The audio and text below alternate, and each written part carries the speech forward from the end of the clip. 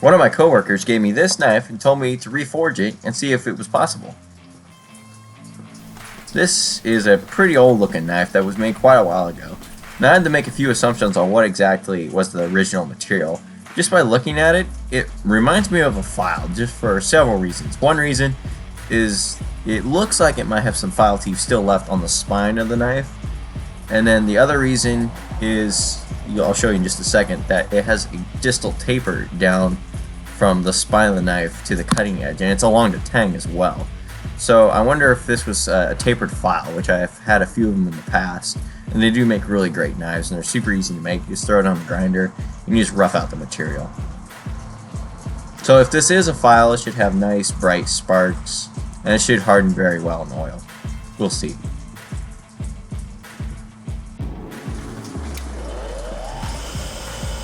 It indeed does have nice bright sparks that break off at the end. So this is definitely a high carbon steel, and it probably is a file.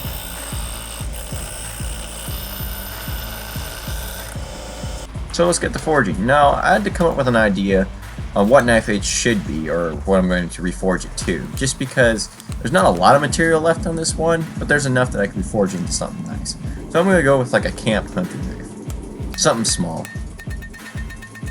I'm going to cross peen out the spine of the knife, make it a little bit wider, and then cross peen it out and make it a little bit longer.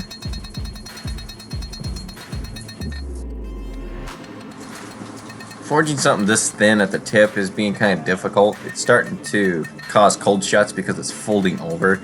So I eventually just take it out, cut a temporary tip, and just forge it back in. Right there.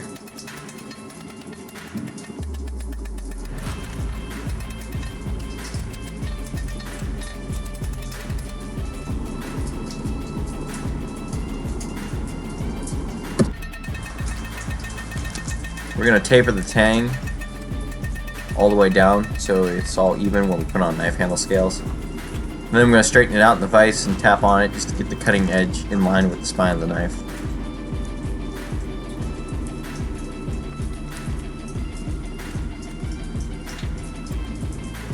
And we're going to thermocycle it twice. Just put it in the forge, heat it up to critical temperature, and let it cool down.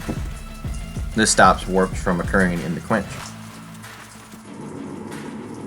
So I'm going to measure it. I'm going to quench it around 1750 to 1800. About 1750. I'll quench it in oil.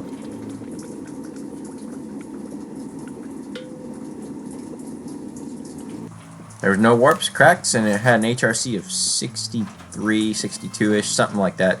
So we'll put in our tempering oven, temper it at 425 degrees, 400 degrees for an hour and a half each cycle, and it comes out to about 60 HRC.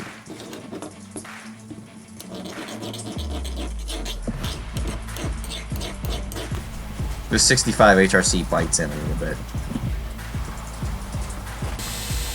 We're going to rough grind it, get our bevels cut, and the scale removed on the 2x72. I'm really enjoying the new grinder. It's a huge upgrade from the 1x30. I know I've said that before, but it's a really nice piece of machinery. It's definitely worth buying if you want to do this part-time or just as a hobby.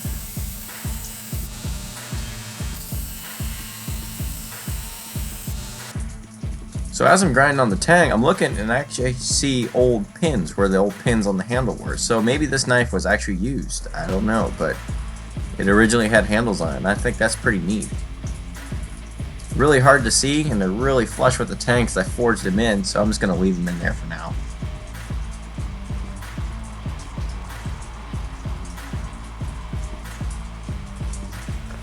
Then we'll hand sand it to 600 grit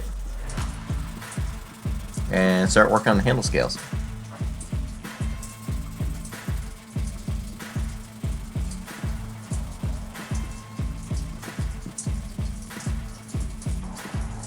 Well, let us talk about which is holy. Now, as I was drilling this out, I knocked out one of the original pins, which caused this kind of wonky looking hole. And then I was trying to drill the front, but it was too hard, so we'll have to put it in the forge, heat it up, and soften that bit of material. Now this is the hardest way to do this. If I had a blowtorch, I would just use a blowtorch, but I don't have one, so I have to put this in sideways in the forge with a wet rag around the blade to get the tang heated up to the point where it softens. And this works, but it's just difficult. And we'll drill it out, and we'll start making our handles.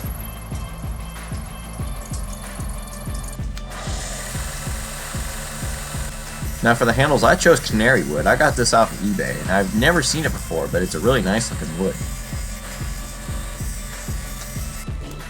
We'll hand sand this to 600 grit as well, and then we'll glue it up and hand sand it some more and get it all nice and pretty looking. I originally was going to use loveless bolts to attach this to my knife, but I had to use the peen pins because the loveless bolts were too small for the holes that got drilled, and since that back one was all wonky, it just didn't work.